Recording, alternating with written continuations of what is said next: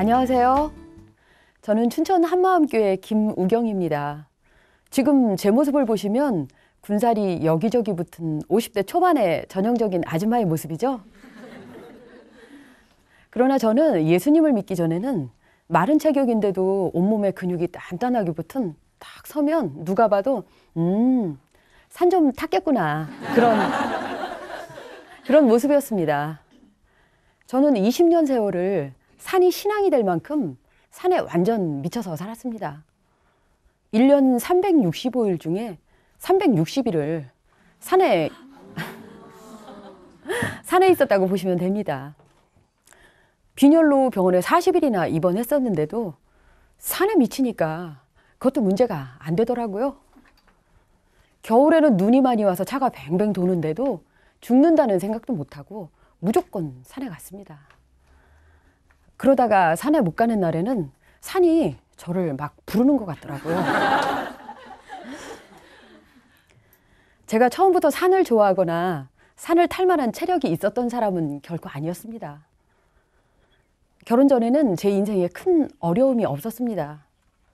그런데 결혼을 한 날부터 남편은 제 인생에 넘지 못할 벽이었습니다.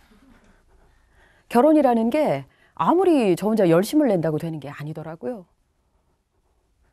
남편은 하는 일마다 될 것 같지 않은 일만 골라서 하고 아무리 반대해도 결국 다 날려버렸습니다. 도대체 나랑 결혼은 왜 했을까 싶을 만큼 가정과는 무관한 삶을 살았습니다. 어느 순간 단란한 가정은 내 몫이 아니구나 마음이 포기가 되더라고요. 그러면서 저는 친구들과 실컷 술을 마시고 마음껏 놀아도 봤지만 허무하고 억울한 마음은 그대로였습니다. 결혼 시작부터 저희 집안 경제는 제가 피아노 학원을 하면서 책임지고 있었는데요. 어느 날 정말 신기할 정도로 저와 모든 면에서 마음이 탁탁 맞아 떨어지는 학부형을 만나게 되었습니다. 우리는 곧 친한 친구가 돼버렸어요. 그런데 그 친구가 산을 좋아하더라고요. 그러면서 한 2년 정도 애들까지 끌고 함께 산에 다니기 시작했습니다. 친구가 좋아서 따라간 산은 빈혈도 잊을 만큼 남편이 주는 고통도 잊을 만큼 묘한 매력으로 저를 끌어당겼습니다. 그러던 어느 날 그 친구가 갑자기 이사를 가버리고 덩그러니 저 혼자만 남게 되었는데요. 무엇을 할지 모르겠더라고요. 딱 산만 남더라고요. 그때부터 저는 인터넷이나 지인들 또는 산에 대한 월간지 같은 것을 통해서 산행 경로를 완벽히 숙지하고 거의 혼자 깊은 산을 헤매기 시작했습니다. 그 무서움도 스산함도 저에게는 문제가 되지 않더라고요. 이때부터 저는 일과 산, 이 두 가지에 모든 것을 맞추는 생활이 시작되었습니다. 산행을 먼 곳으로 가게 되면 아이들도 최대한 빨리 등교를 시킬 정도였습니다. 그것도 한겨울에. 또 사는 게 유독 힘든 날에는 사람들에게 차마 하지 못하는 그 터지는 속을 산에게 얘기하면서 어쩌고 중얼거리면서 올라가기도 했습니다. 임금님기는 당나귀기다 이러면서 산이 친구가 된 거죠. 그런데 아무리 산행을 하고 또 해도 늘 뭔가 아쉬웠어요. 그래서 이제는 아예 잠도 안 자고 이마에 전등을 매단 채 캄캄한 산길을 12시간 이상은 보통이고 17시간까지 쭉 가는 겁니다. 그때 주변에서 절더러 산에 미쳤다고 했지만 열심히 살면서 내 할 일 다 하고 다니는데 왜 미쳤다고 하는 건지 모르겠더라고요. 그래도 계속 산에 갔습니다. 취미잖아요.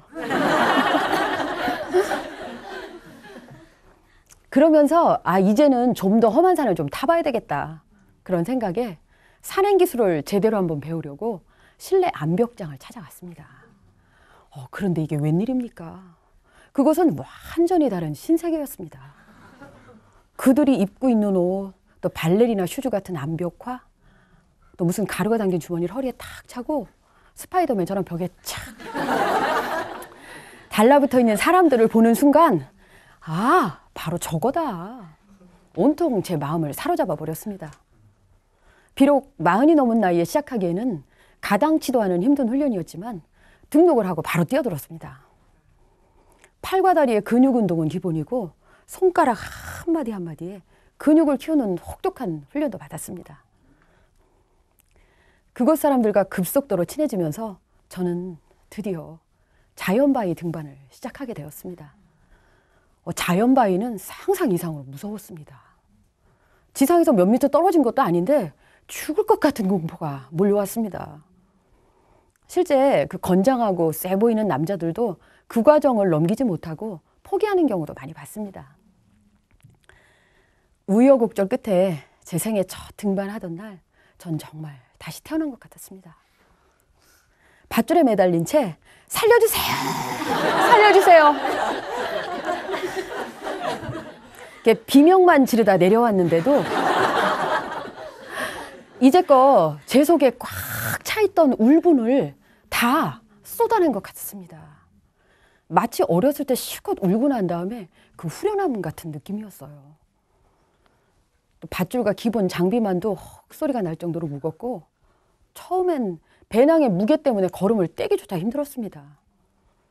또 더구나 바위까지 가는 길을 어프로치라고 하는데요.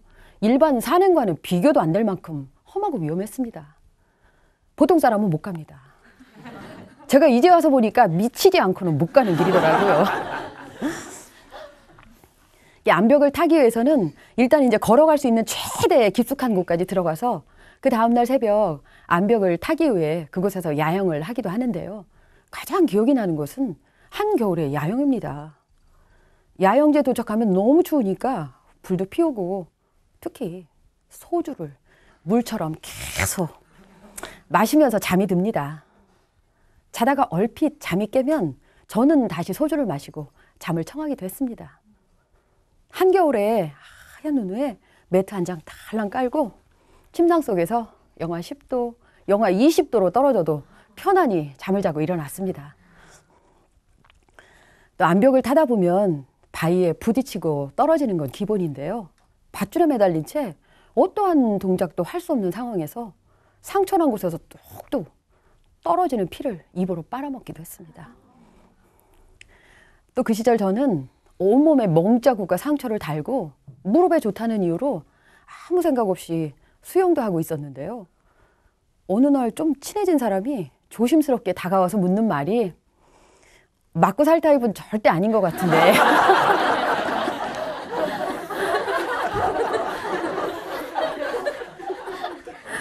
몸이 왜 그러냐는 질문을 받기도 했습니다. 지금까지 내용으로 제가 운동을 참 잘하는 사람으로 생각하셨을 겁니다. 그러나 저는 타고난 몸치로 다른 사람보다 힘도 더 들고 산행을 다녀오면 상처투성이가 되곤 했습니다. 또 힘든 훈련을 계속하면서 암벽을 타다 보니까 왼쪽 어깨 이상이 와서 살아있는 벌로 침도 자주 맞았습니다. 그 아예 이렇게 붕붕 살아있는 벌통을 가지고 다니는 동료가 수시로 피아노 학원에 와서 벌침을 놔주기도 했습니다. 암벽을 탈 때 제일 선봉에서 길을 트면서 밧줄을 이렇게 바위에 걸어주는 사람을 선등자라고 하는데요. 쉽게 예를 들자면 배의 선장격인 거죠. 모든 것이 그 선등자의 통솔 하에 움직이게 됩니다. 저는 어느새 그 선등자를 보좌하는 2인자가 되어 있었습니다. 또 저는 피아노 학원을 20년 넘게 했기 때문에 손이 아주 부드러웠어요. 그런데 거친 바위를 잡아야 하니까 손바닥을 돌이나 바위에 문질러서 일부러 거칠게 만들었습니다. 그러다 보니 피아노 학원은 해야 하는데 손의 감각이 무뎌지더라고요. 그래서 갈등이 되긴 했지만 암벽 등반을 멈출 수는 없었습니다. 결국 덩치가 컸던 학원을 정리하고 일주일에 2, 3일만 개인 레슨을 하면서 나머지 시간을 몽땅 암벽 등반에 올인했습니다. 그 무렵 저희 아이들은 중고등학생이었고 저도 나이가 많았는데요. 내 평생에 딱 한 번만이라도 히말라야에 가고 싶은 꿈이 생기더라고요. 그래서 친한 후배와 함께 히말라야를 가기 위해 적금 하나를 붓고 있었는데요. 우리는 그것을 희망적금이라고 불렀습니다. 그러던 어느 날 충격적인 사건이 일어났습니다. 실내 암벽장을 직접 운영하고 산행도 함께 하면서 제가 너무나 좋아했던 후배 2명이 에베레스트 산에서 실종돼 버렸습니다. 일주일 동안 헬기로 수색을 했지만 결국 흔적조차 찾을 수 없었습니다. 막상 시신도 없이 사진만 걸고 장례 치르는 것을 보면서 저는 그때 처음으로 죽음에 대해 진지하게 생각해 보게 되었습니다. 산사람이 산에서 죽는 게 뭐 어떠냐.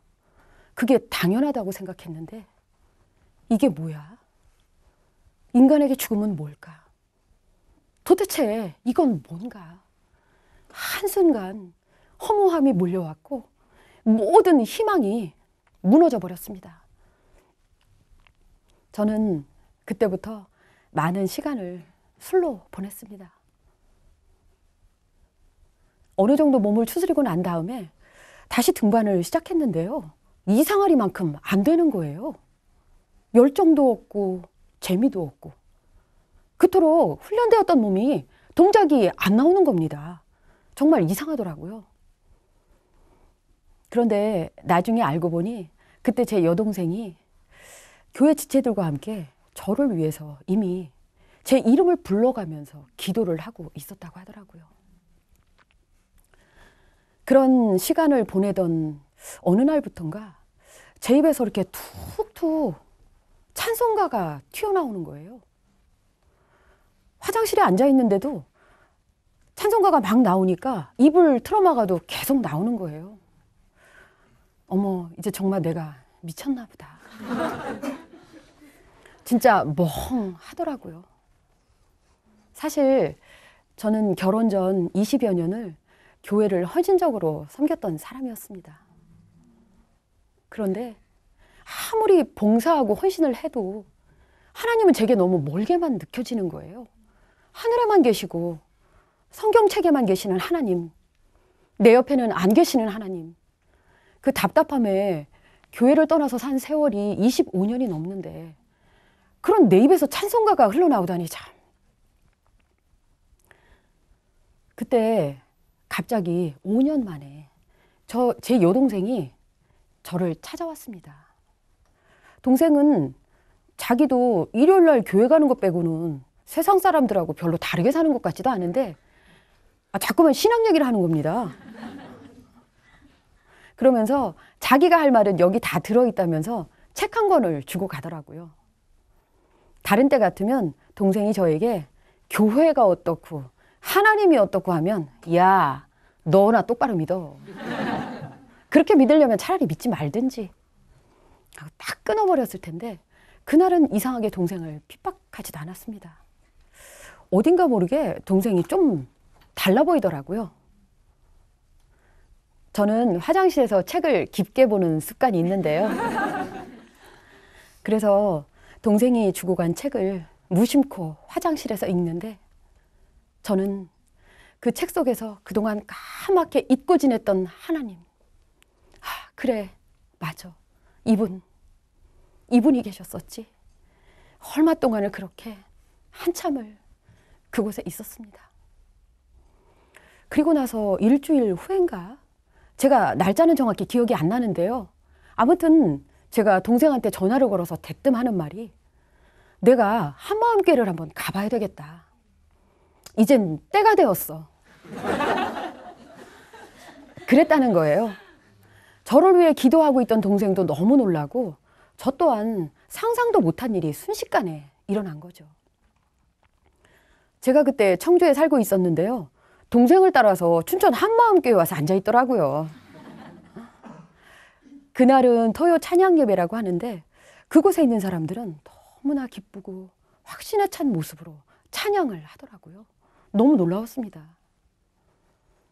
그때 제 모습을 기억하는 지체들이 지금도 가끔 농담을 하는데요.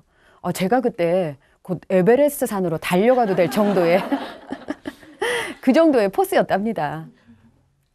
그도 그럴 것이 수십 년을 등산복만 입다가 막상 다른 옷을 걸치려니까 너무 어색하고 변변한 옷도 없더라고요. 평범한 신발도 없어서 제가 산악 등산화를 신고 왔거든요. 그 다음날 주일 일부 예배를 드리는데 저는 사람에게서 그렇게 많은 눈물이 날 수 있다는 것을 처음 경험했습니다. 목사님께서 예수님이 부활하셨다 하시는데 부활? 부활이라고? 이게 진짜였어? 그럼 도대체 지금까지 난 뭐하고 산 거야? 순간 눈물 콧물이 뒤범벅이 되면서 내가 부활하신 예수님을 믿지 않았구나. 아, 이게 죄구나. 내가 죄인이구나. 그래서 이렇게 살았구나. 진짜 이분이 내 주인이구나. 정신이 하나도 없더라고요. 누가 가르쳐 준 것도 아닌데 이제껏 내가 붙들고 있던 것들이 싹 다 쓰레기였구나. 제 마음에 있던 짐들이 그 순간에 다 날아가 버리더라고요. 예수님이 부활하셨다는 이 말씀 하나에 모든 것이 다 해결돼 버리더라고요. 예배가 끝나고 한마음교회 어느 분께서 저에게 부활의 복음을 차분히 들려주셨습니다. 하나님께서 모든 사람에게 믿을 만한 증거를 주셨는데 그것이 바로 예수님의 부활이다. 그리고 이 부활은 역사적 사건이다. 성경의 예언대로 오셔서 십자가에서 죽고 3일 만에 부활하신 예수님이 바로 하나님이다. 순간 제 마음에 부활이 진짜니까 성경 말씀도 다 진짜구나. 저는 그대로 부활하신 예수님을 제 마음의 주인으로 모셔드렸습니다. 상황은 하나도 변한 게 없는데 제 마음에는 그 표현할 수 없는 기쁨을 주체할 수가 없었습니다. 사람들이 저에게 얼굴빛이 확 바뀌었다고 하더라고요. 모든 일정이 끝나고 집으로 돌아가는 버스 안에서 세상의 모든 것들이 차분히 정리가 되더라고요. 그 신앙과도 같던 산, 평생 끊어지지 않을 것 같았던 술, 남편에 대한 원망, 내가 주인되어 움켜쥐고 있던 모든 것들이 다 끊어져 버렸습니다. 부활하신 예수님을 마음에 모시고 나니까 그제서야 10여 년째 누워 계신 친정 엄마가 보이더라고요. 사람이 늙고 병들면 다 저렇게 살다가 가는 거지 뭐. 그렇게 생각했는데 그게 아니잖아요. 이제 우리 엄마가 얼마 못 살 걸 아니까 마음이 너무 급해지더라고요. 그래서 엄마에게 부활하신 예수님을 전했습니다. 그런데 누워 계시면서도 이런저런 쓸데없는 염려들을 계속 하고 계시는 거예요. 너무 마음이 아팠습니다. 엄마가 오늘 죽으면 지옥인데 무조건 살려야 한다는 마음밖에 들지 않았습니다. 그때부터 한 3달 정도 엄마 얼굴을 볼 때마다 부활하신 예수님을 전하고 또 전했는데 성령의 역사로 엄마가 부활하신 예수님을 믿지 않은 죄를 회개하고 예수님을 마음의 주인으로 믿고 영접하셨습니다. 그리고 2달 후에 엄마는 천국으로 가셨습니다. 저희 가족들이 엄마의 임종을 지키지는 못했는데요. 돌아가신 엄마의 얼굴을 쓰다듬는데 너무나 평안하게 천국으로 가셨더라고요. 얼마나 감사한지. 제가 만약 부활의 주님을 정확하게 만나지 못했다면 어떻게 우리 엄마에게 부활의 주님을 전할 수 있었겠어요? 세상에 이것보다 더 큰 기쁨이 없더라고요. 저는 이제 부활하신 예수님을 믿은 지 3년 정도 되었습니다. 밧줄 하나에 생사를 걸었던 저였는데요. 이제는 밧줄이 아닌 부활하신 예수님 붙들고 영원한 하늘가족인 교회 공동체 지체들과 함께 주와 복음을 위해서 생사를 같이 하게 되었습니다. 죽을 것 같이 허무해서 찾아갔던 산이 지금은 저의 전도 장소가 되었고요. 물론 다 저 같은 사람은 아니겠지만 산에서 만나는 사람들을 보면 과거의 제 모습을 보는 것 같아 그 마음이 그대로 품어지더라고요. 저도 처음엔 단지 친구가 좋아서 등산을 시작했거든요. 동네 산에서 좀 더 먼 곳으로, 또는 새로운 산으로, 또는 건강을 지키려고. 그러나 아무리 건강해도 결국 다 죽습니다. 부활하신 예수님만이 죽음을 이기신 하나님이십니다. 아멘. 49년이란 긴 시간 늘 뭔가 부족하고 허전하고 억울하고, 결국 산과 암벽 등반에 미쳤던 것은 내가 주인 되어 살았기 때문이었습니다. 남편의 실수와 실패를 구실 삼아 내가 왕노릇하며 내가 주인 되어 죽을 때까지 산을 헤매다가 결국 산에서 죽을 수밖에 없는 인생을 부활을 전하는 증인으로 불러주셨습니다. 여러분들도 부활하신 예수님을 마음의 주인으로 믿으시고 영원한 생명을 얻을 뿐만 아니라 풍성한 삶을 마음껏 누리시기를 간절히 기도드립니다. 감사합니다.